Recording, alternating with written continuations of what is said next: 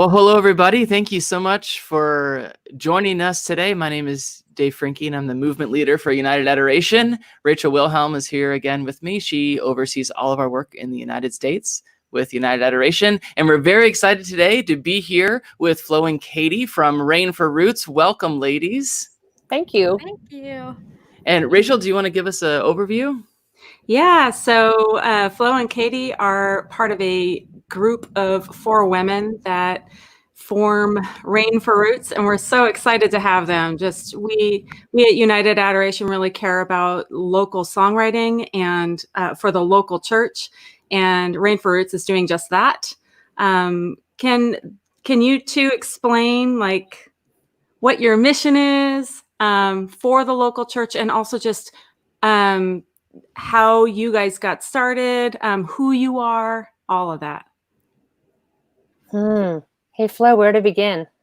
I know. Well, I think first of all, we just write singable scripture songs for kids and families and all creatures.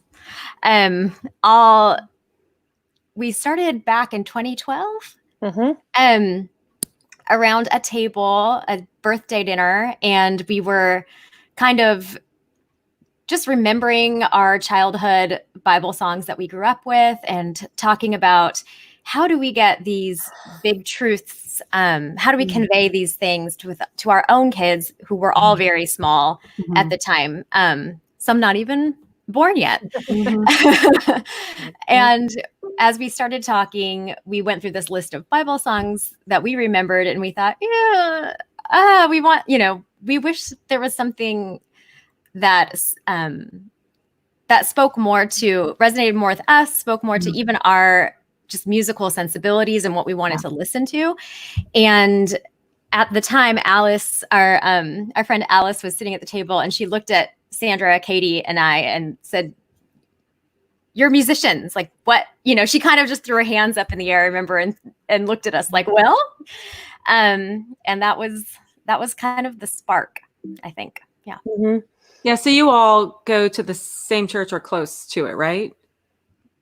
Most of us do. Yeah. Yeah. That's super cool. It's definitely born out of friendship and born out of the local church. We started making these songs because we wanted those songs for our children. And we have a pretty strong friend group around us, a pretty strong group of moms and families. And these very naturally came out of conversations that we were having. And excuse me, there's something weird going on my computer, and I'm trying to make it go away. Sorry. Totally fine. But yeah, they've come out very naturally. And I was thinking about that in our local community, and we have a group of friends who do things like our friend Steffi has a full moon party. Like we get together every time there's a full moon to watch the moon rise. Cool. We have friends who enjoy this. But I think as far as being for the local community, I think we want to make songs that that families can have, and hopefully that these children end up singing and that become knit into their home lives and into children's hearts. Yeah. Have you found that to be the case where you are? That people sing our songs? Yeah. Yeah. That's awesome. Thankfully, yes. Yeah. Yeah. I would say even my girls who started, somebody just asked a question today on Instagram. Someone said, "Oh, who is, asked me who my daughter was. She's listed on the song credits." And I mentioned that they'd been growing up singing and, having these little parts here and there on the album since they were all little. Yeah. And now some of the kids that were toddlers are teenagers. But my girls who are 16 and 13 will still listen to Rain for Roots, like as they fall asleep. Like I'll hear what they're playing. Like I'll walk by. It's like squeezed in between the Taylor Swift and the Ariana Grande. And there's like Rain for Roots. And I feel like, oh, that's arrived. So good. Yeah. I love it. On this new album, some of them were born out of like Birdsong was born out of my daughter was having a hard time falling asleep. She's 9 now. And I started writing her this little book that I called her Sparrow Book. And I started writing the verses, like a sparrow lonely on the roof, I lie awake, and verses that you keep finding in Psalms that all through that are so empathetic when our hearts are sad and lonely. And so being able to find throughout the songbook of Scripture, being able to find all of these places where it's safe to say those things. We started writing them out of that too, where we saw our children's needs. So I have a question. When you ladies had that aha moment, like, oh, maybe we should do this together, maybe we should actually do this. Were you writers before? Had you been working on your craft, or is it this that brought you together to begin writing? How did the personal journeys come together for a corporate journey? Yeah, I mean, we all had been writing separately as songwriters, and also we all just enjoy writing, even poetry and prose. We all enjoy all kinds of writing, and we had been doing that personally and individually before kind of joining forces. And it seemed interesting. It seemed like we all were having that shift at the same moment of, I want to do this for our children. That shift was happening individually, and it was neat to be able to bring that together. That's cool. Before we did Rain for Roots, when Flo first moved to town, and what year? When did you come to town? 2008. 2008. Yeah. Alice, who writes with us and helps create all of this with us, said, hey, you need to get to know Flo. And I went to a Flo show and saw That's amazing. Flo's growth. We did not call it I've never said that out loud before. We went to a show at a coffee house and an attic. And we went, oh, wow, this is amazing. We've always needed a Flo. And so I heard her beautiful music for grownups. So she'd been doing that for quite a while beforehand. She'd been in bands. She's done all kinds of stuff. Cool. Yeah, I still remember. I remember the first Sunday I specifically met Katy, and I had just met Sandra, and I remember we had all been in this small group together, and I had to send this email out. I had just new to town, and I had to send this email out that was like, hey, everybody, my kids just had diagnosed with hand, foot, and mouth fifth disease. And I was like, oh my gosh, these are all like people that are touring and doing music. And I immediately thought, like, I'm like gonna ruin their plans for that, thinking that everybody's kids was gonna get sick. And I remember meeting Katy at church on an Easter Sunday, and my kids were homesick and saying, mine did not get hand, foot, and mouth on that occasion. Yeah, on that occasion. So even our meeting was just, all of the things at once: music, motherhood, all of the stuff. Yeah. For me, before Rain for Roots, before this, I had another kids band. I sing jazz for kids too, and I had a group called Coltrane Railroad, and we did 3 albums. And before that, I did singer-songwriter stuff for a few albums, and I met my husband. And when the kind of jazz and me met the old-timey bluegrass and my husband, Kenny Hutson, we started writing like old-timey music. So when you catch that flavor on a Rain for Roots album, that's that part of me that they let me fly that flag on occasion. So were you all founding members of Indelible Grace, or am I not? I was. That came out of our Sunday school class. I was, and Sandra was. Yeah, that was before my time. Okay, cool. Free flow. Yeah. Free flow. Free flow. we were not going with the flow yet. Yeah. This is terrible. Never done any of this. So I know about in the beginning, you all partnered with Sally Lloyd-Jones. Can you tell us a little bit about that? Yeah, Katy, you should talk about that, because I think you were the I forgot link. that I forgot that I linked that until someone brought it up. I'm like, yeah, forgot. Okay, so when we all started, I had the fun. I feel like in life, I often end up in this fun position of seeing something going on over here and going on over here, and going, how can we make this work together? And when Rain for Roots happened, Sandra and Alice and Flo and I were all in one room, and I was in a prayer group with Ellie Holcomb, and our friend Lisa.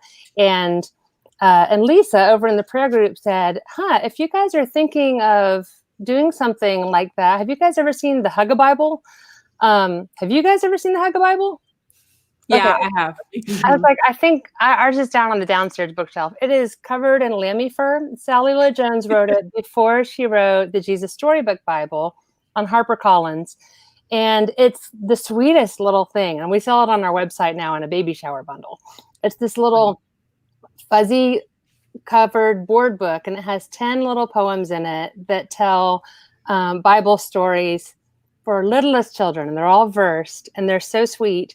And it's beautiful because it takes someone amazing like Sally Lloyd Jones to so masterfully be able to tell the gospel to littlest children. Mm-hmm. And so all of these stories where you can end up with kind of a morality tale, like dare to be a David, or, be brave like Daniel.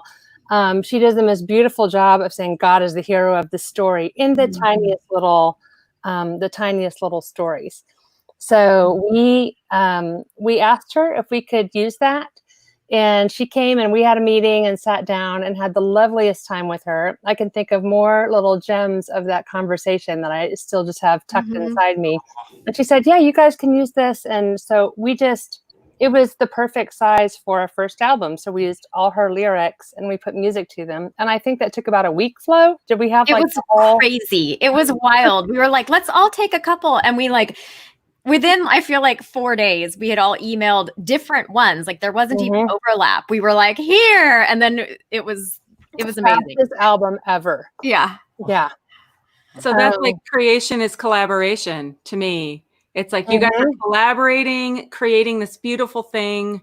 And then like this whole segue to me into All Creatures, which is your new album. Uh-huh. Can you tell us about All Creatures? Like how you went about writing it, how long it took you all, what inspired just writing about creation? Mm-hmm. Flo, you want to go? Sure. I think we kind of had been talking about exploring the Psalms that was speaking to us all individually anyway. And I'm sure this is like, Katy will have this is just one little snippet of the whole story, but even within the Psalms, looking at all of the earthiness and all of the creatureliness and all of exploring how God meets us in our humanity, and how, one of my big hopes as someone who cares about children's spirituality and children and all of those things, helping children give vocabulary to like what they're already experiencing, which is something I'm learning about as I'm currently in a role as a children's spiritual formation director at our church. And so I've been learning I've been learning and reading and just diving into that, and just diving into that truth and belief that children have an innate relationship and with God and spirituality that is their own. Mm-hmm. So,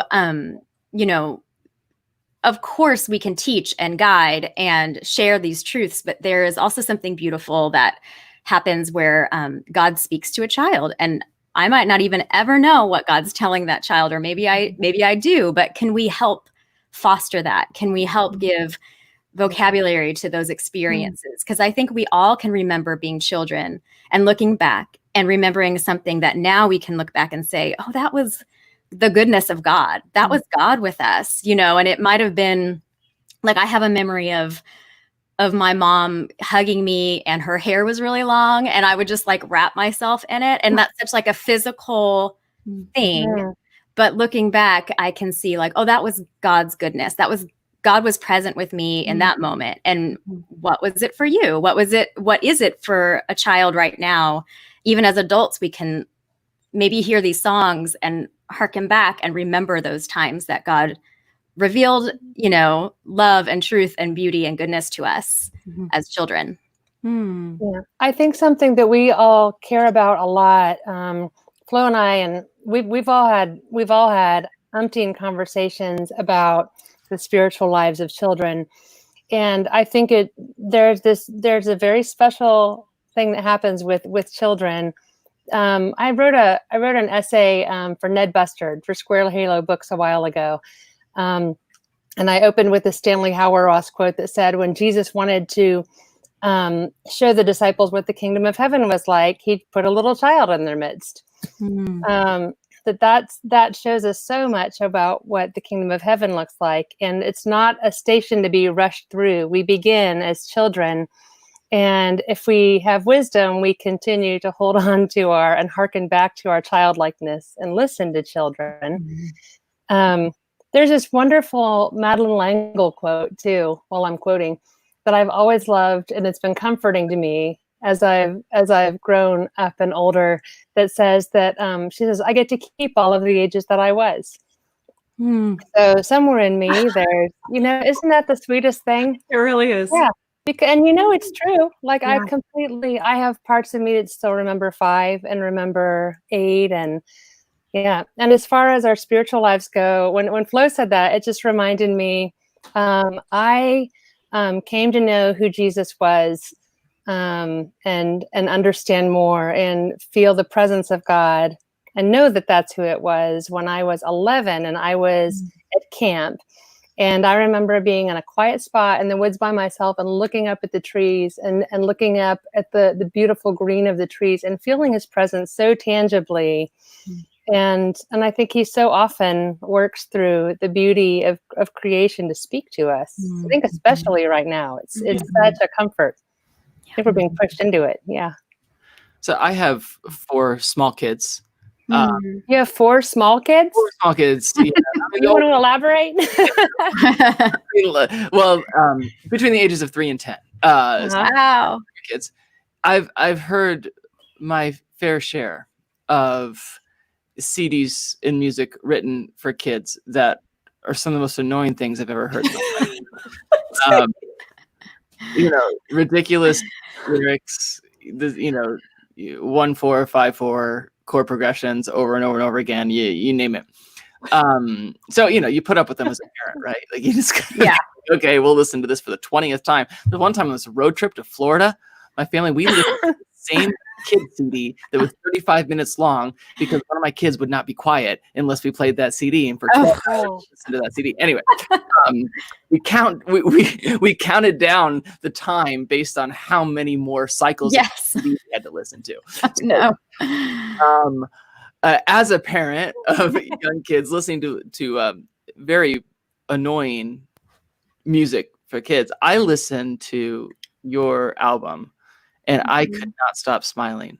I was so happy. I mean, I was just, it didn't seem like I can see how kids just love it, but it didn't seem to me like a kid CD. You know what I mean? I mean, it's musically intricate, just gorgeous instrumentation. It's an incredible project. And just thank you for saving dads like me.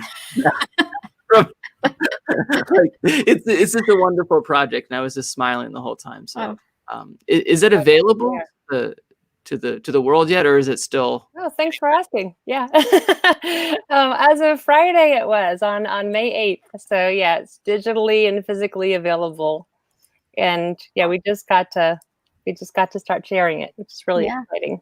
Awesome. Yeah. So I encourage everyone to really check it out. It's a great album. I've been sharing it with all my friends. I have a lot of friends that have small children. I started really early with having kids. And so all of mine are grown, just become adults. And so I missed out on the whole Rain for Roots thing. I just feel like my kids could have really gained some, I could have gotten some sane music for once, but we were stuck with what we had. They had you in the house. That can't hurt. Well, that's very sweet. Thank you. It's really funny. My daughter even says, like, I have your old recordings and I still listen to them. And I'm like, it's really true. I kind of want to throw in a plug for parents singing to their own children too. I mean, parents can't sing bad. I mean, my dad, my dad was a colonel in the Army, and which, he could be artistic, but it's not his a special bent that he's explored. But my dad, he would say he can't carry a tune in a bucket, but when I hear him, when we go home for Christmas or something, and I hear him sing next to me in church, it is the best thing ever. It's wonderful. Yeah. So just sing with your kids. I don't care how bad they are. Yeah. So that's great advice. if you happen to be Rachel, then fantastic. Yeah. Thanks. Yeah, but it's such a beautiful. I listen to Rain for Roots anyway, just because it doesn't matter if you're an adult or if you're a child. You listen to it. And something that I really appreciate about Rain for Roots is the fact that there are several members, and so it's coming from the wisdom and the musical knowledge and ability and beauty of 4 different people, which I think is so key and interesting to bring some variety. It's not just all coming from one person. Does that make sense? Oh, yeah. Yeah. I just love that. I love that you guys collaborate with one another and then you offer a different sound for each song, which is so cool. That's fun. Yeah. Yeah. I love that too. I write differently when I'm with these friends than when I'm on my own or writing with somebody else. Yep. Do you guys know I mean, a million times I think I've heard it, but it's one of my favorite, the Williams Tolkien Lewis analogy that, wait, I can't, this sounds terrible. Okay. So there's Lewis, is there a chat bar? I don't know. So those 3 were such good friends. I forget who died first, Tolkien or Williams, whichever one it was. Lewis said, I had this feeling that I'm going to get it wrong. And I'm going to feel terrible that I made somebody die first. But Lewis thought that whichever friend was left, that he'd have more of him for the other one not being there. But he said, I found to my great sadness that I had less of him, that this one could only bring out this laugh in this other person in a way that they could, and I could never do it. So I'd lost that part of that person with that other person missing. So, but conversely, yeah, we as a community bring out these things in each other that aren't there unless we're together. Yeah. Yeah, that's so cool. So you ladies obviously you're in the Nashville area. You have home churches, local communities you're a part of, and that's a beautiful thing that you're starting first at home, right? Even of course you have a translocal audience, but you have a home that you're deeply involved in the community. How do you see what you've been doing affect your local community in your home churches? Oh man. I think of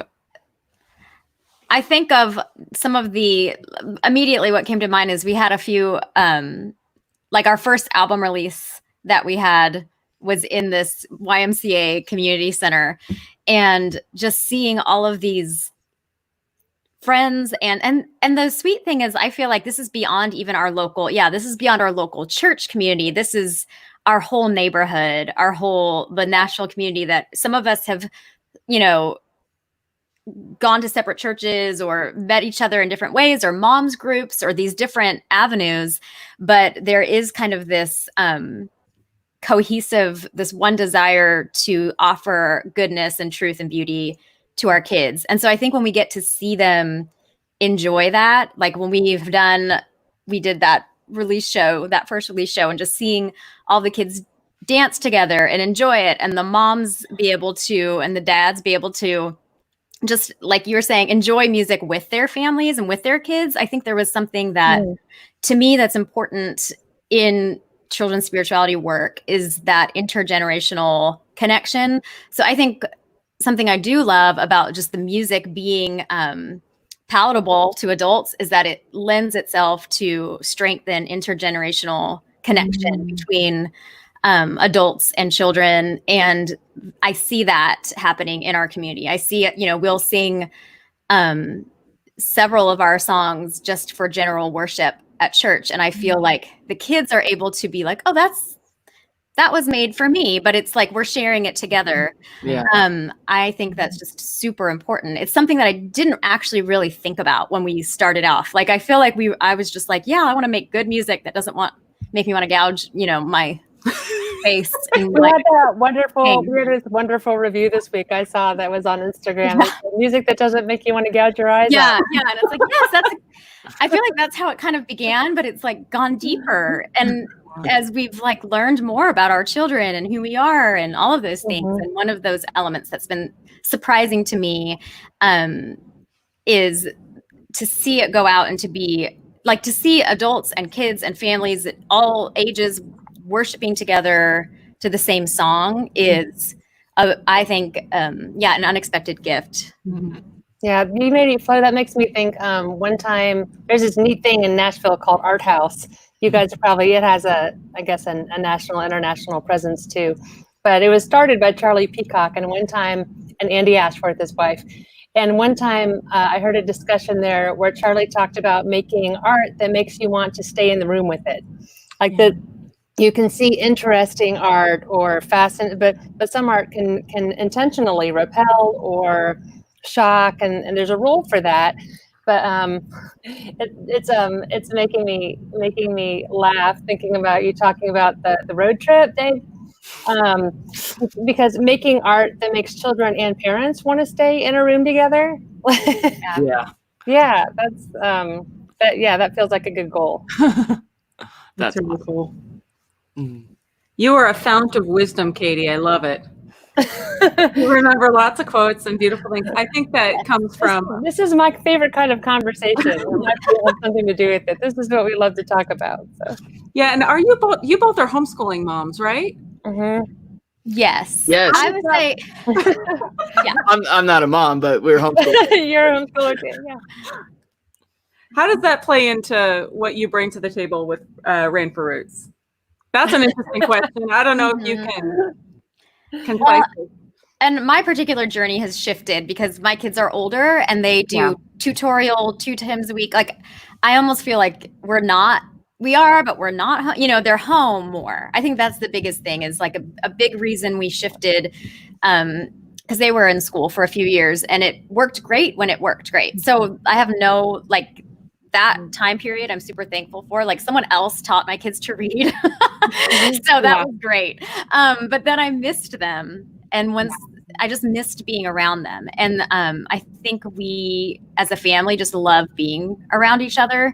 And they're very involved and want to know what's going on. Like, what is this song? What's that? Like, what is this interview? Like, they really are interested in my life and my work, even as teenagers. Cool. And I think that's, I like that.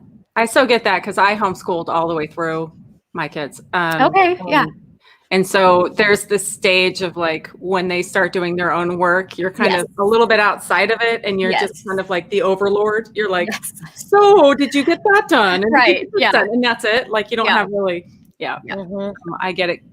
Katy, how about you? Mine are littler still. I have a 9-year-old and I have a 9-year-old daughter and a 6-year-old son. So today, I think we just graduated to 1st grade for Dell. And my daughter, we just finished Latin up this morning. So that was exciting. But as far as how it plays in, I think we have such a regular conversation going on. There are days where homeschooling is full on. My first thought was, what do you bring to the table? It's like, well, exhaustion. That's not true. Katy gets so much done. That's not. This is very energizing. And I do love to homeschool. I do it on purpose because I have things that I love. Yes, exactly. Like flow. I want to create a culture that I want them to be around, and we have a lot that we want to share with them. I've often told people that we homeschool not to insulate our children's world or to make it smaller, but to make it bigger. I feel like we know so many fascinating people, and we get to do some really neat things, and we want to bring them in on it. I just saw a dog go by. I know. I saw a large dog go by. Birdie. But yes, I think they all. I think we're shooting for cohesive lives, where the things that we care about the most, we want to share with our children. bring others into. I miss bringing other people into things right now. I miss having people at table, being around a fire. So being able to put this album out right now feels like some way to say, here is a part of my heart that I can share with you.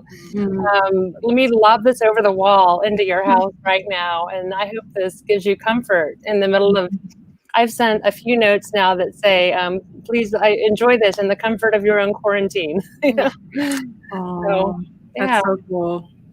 Well, we've been talking at United Adoration that this is, because one of the main things we do is bring artists together in the same space to create and collaborate together. Well, we haven't been able to do that for a few months, but really this is the time. There's no better time that our local communities need the artists to rise up and to communicate the wonder and the beauty of God to their communities through what they create. And the cool thing is we can still do that, maybe not in the same ways that we've done it before, at least for a little while. But we believe so strongly in local artists doing, bringing all of themselves into what they do, and for the benefit of their local communities. And I love that that Rain for Roots and you ladies have done that and impacted your own neighbors, your own churches and communities, and that's just that's a beautiful thing. And no quarantine can stop it. We believe that. Dave, are you guys finding other ways to go about? I'm sorry, you're the interviewer. I'm just curious. No, that's fine. Are you guys finding other ways to go about? How are you doing your work in this environment? Because I'm fascinated to watch people adapt, because artists will find a way. Yeah, and we definitely have done that. We have a volunteer staff for United Adoration, or people who raise their own support. So we have weekly staff meetings, and there's kind of this one staff meeting where we're all kind of like, well, what are we going to do? And it was kind of through that meeting that we shifted temporarily to say, well, let's try some online collaboration community and how we can do that. And so we started really that week through Slack. It's, if anyone's familiar with Slack, it's like a team collaboration piece of software. We created, just an online community for artists to begin to collaborate together and encourage and inspire. And within, a week, we had about 100 people on there from around the country. And we have almost 150 now from around the country and we're hosting weekly. It was something, at least one thing every week right now we're doing, between whether it's a virtual song share to where people can share songs and give feedback, or what we call creative sessions, where artists come on and they basically block out in their home a Saturday.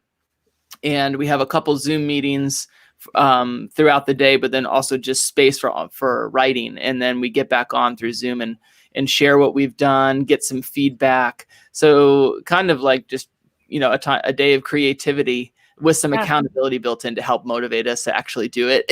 Because sometimes we need that, we need that commitment, kind of like, okay, this Saturday I'm going to do this, and I have some people I'm going to do it with, so I'm accountable, and so and it's gone, actually. I'm shocked about how well it's gone.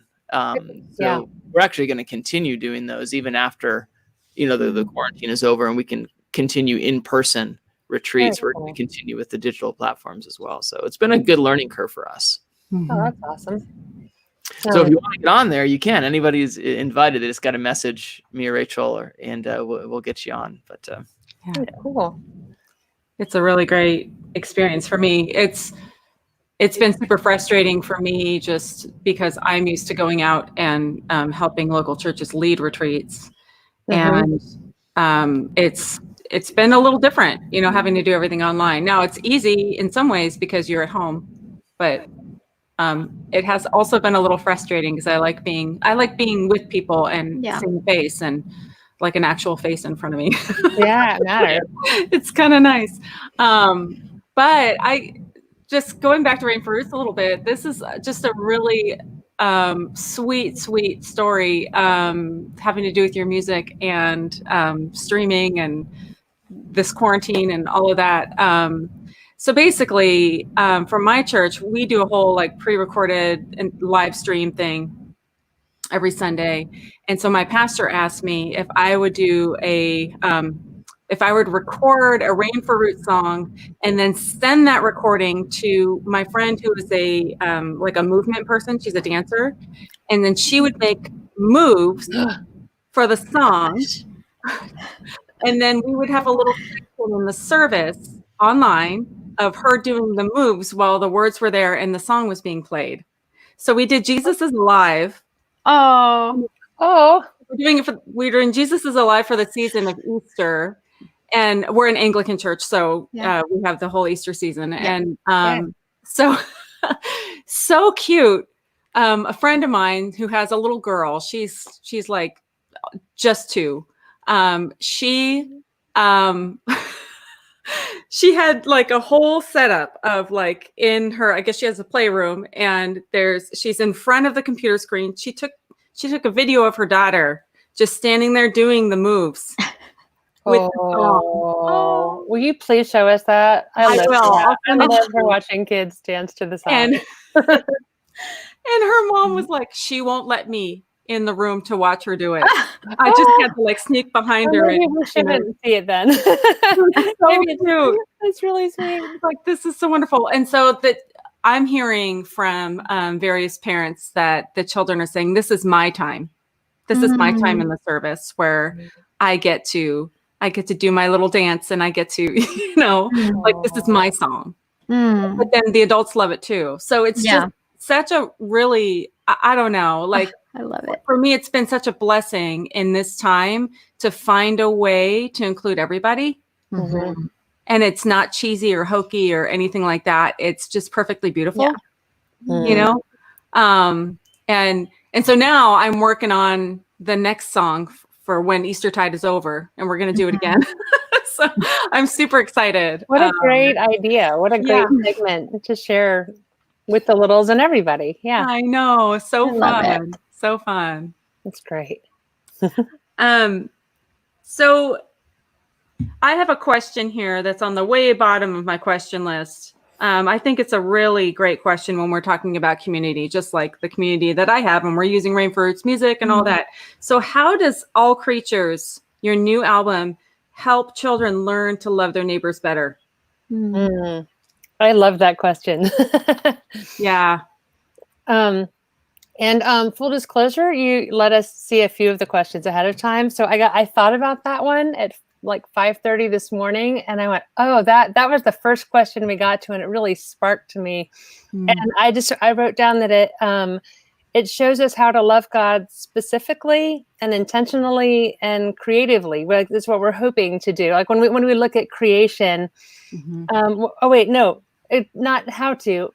Scratch that. Reverse it. God does that. God loves creatively, specifically, and intentionally. And when you see how he creates, Flo is also, she's worked for Arasha for a while here, which is a Christian environmental organization. And she just finished up, it's a 4-year cycle, right, Flo? Yeah. Of a vacation Bible school called Wild Wonder. And it is just wonderful. It's wonderful. My kids have, I think, done all 4 years. But she was beta testing it. She grabbed the homeschoolers and beta tested with it. I love that. I know, it's fantastic. I love stuff like that.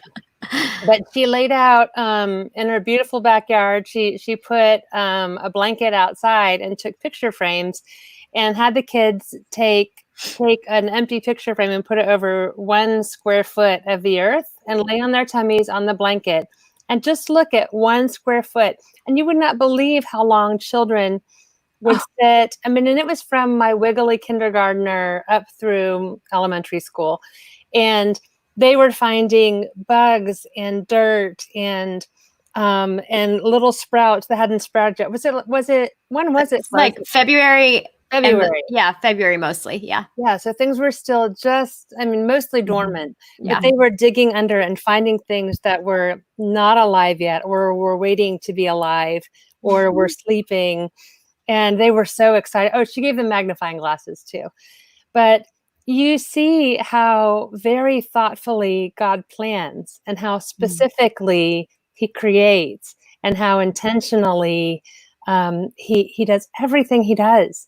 And there's such a comfort. If he took one square of earth and spent that much time, surely while we're in the chaos that we're in, he knows what he's doing.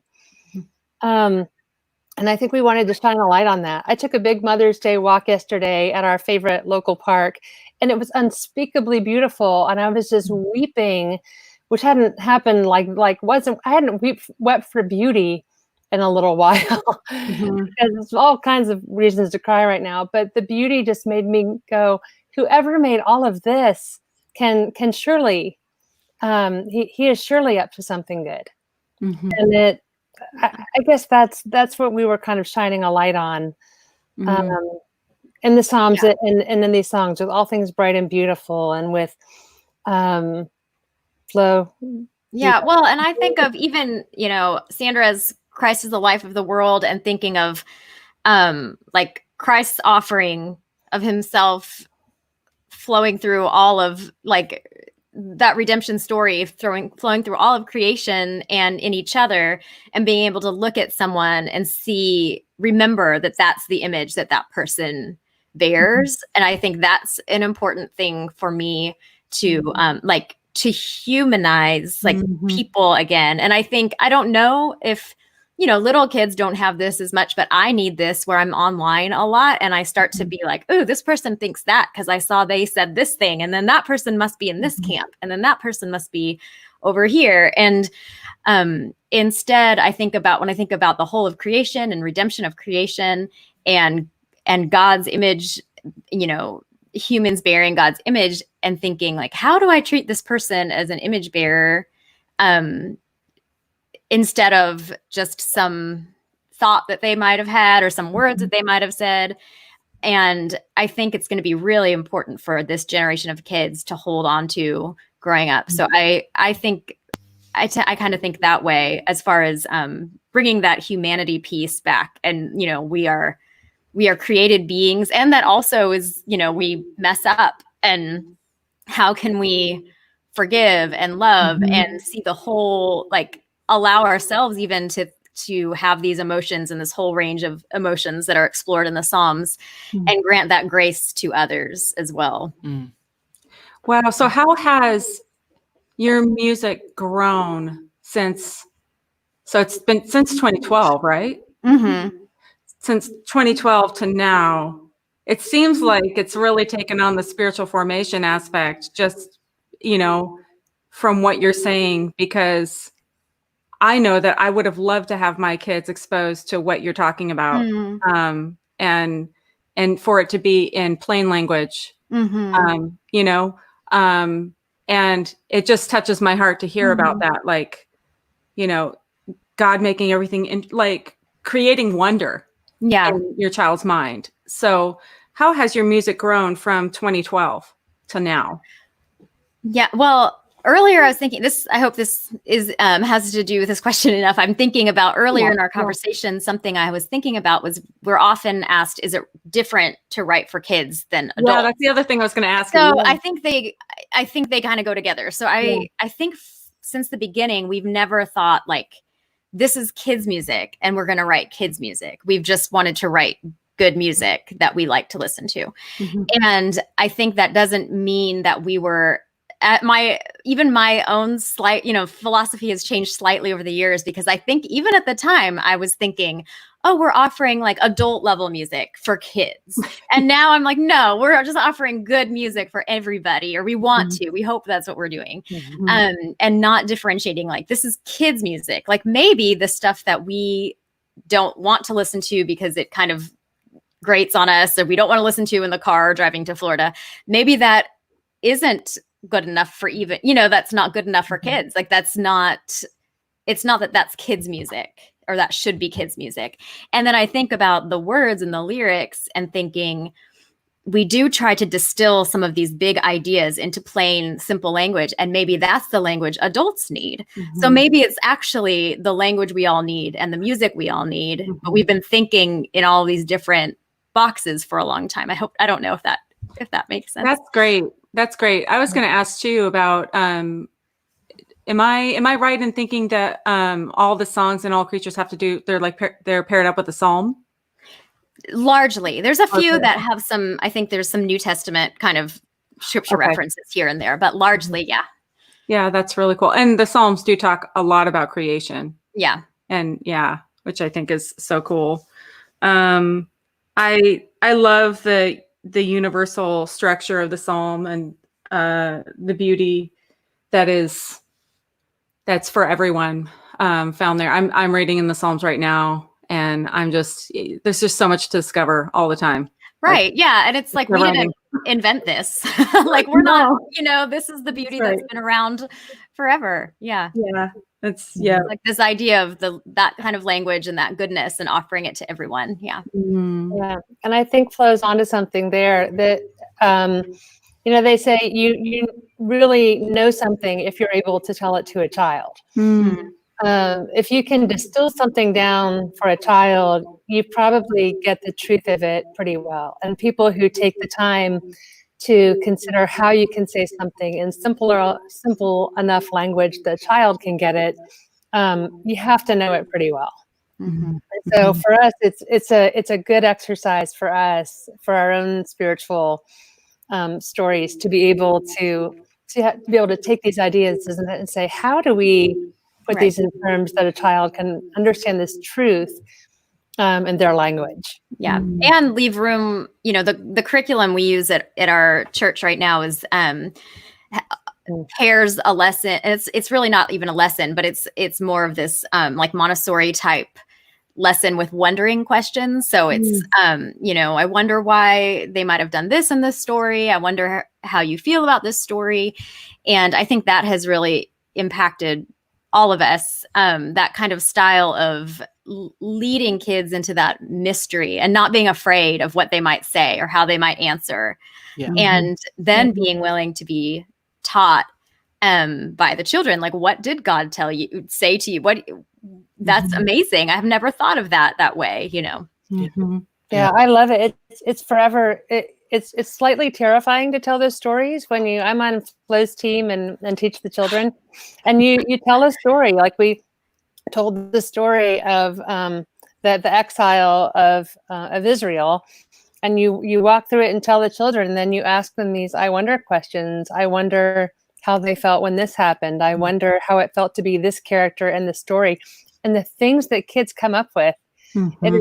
It is just mind blowing. They and you always kind of wonder, will there be nothing? And there's never nothing. That's right. No, and in fact, and I just have to tell my favorite moment ever that I've experienced is someone was leading this curriculum, leading a lesson for the whole church one day, not just every once in a while we'll do the children's lesson for the whole church, which is another nice way for them to feel like this is for me, but it's for everyone. And the story was Jesus appearing to Mary at the tomb. It was during Easter, the Easter story. And the question was, I wonder why. It was something like, I wonder why she didn't recognize him at first, something like that. And a child said, maybe she thought it was too good to be true.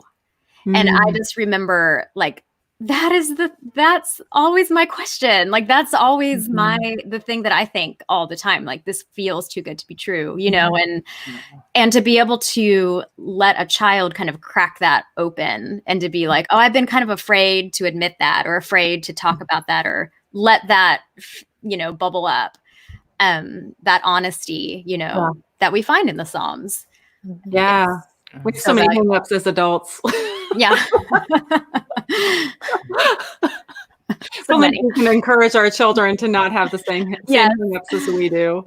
Yeah. Yeah. So great. Wow. I love that story. Thanks, Flo, for sharing that. Yeah. That's beautiful. Well, ladies, you guys, you're doing incredible things. We're so thankful for, of course, you guys, Katy and Flo, but also just for the rest of the team at Rain for Roots. And we love the fact that you are so plugged into your local communities and creating such beautiful art. So thank you. And we pray for strength, that you would continue on in everything you're doing with excellence, but also with care, especially as you work towards one of the most important jobs that all of us have, and that's to train up the next generation of people to love God and to serve Him and never lose awe and wonder. So absolutely. Thank you so much for joining us today. Seriously, it's just such a joy to hear more of your hearts and your stories. And again, if you haven't checked out Rain for Roots music yet, you really need to. I'm assuming you can find it on all streaming platforms, social media sites, all that kind of stuff. So yeah, thank you again so much. Any closing encouragement or thoughts before we sign off? Just go easy on yourselves in quarantine, especially parents. Like, it's okay. You're doing a good job. That's the thing that I think I thought on day one of quarantine was be gentle with each other and keep remembering to look people in the eye. Yeah. Really. That's good. Yeah. Oh, that's good. That's great. It's good to be with you guys. Thank you for joining us. It's just been a treasure. And I have always been an admirer of your music, and I recommend it to everybody I can. So thank you. Thank you so much. Thank you for having us. It's been a joy to be here. Yeah. Well, thank you everybody for joining us, and hopefully we'll see you again soon. Bye. Bye.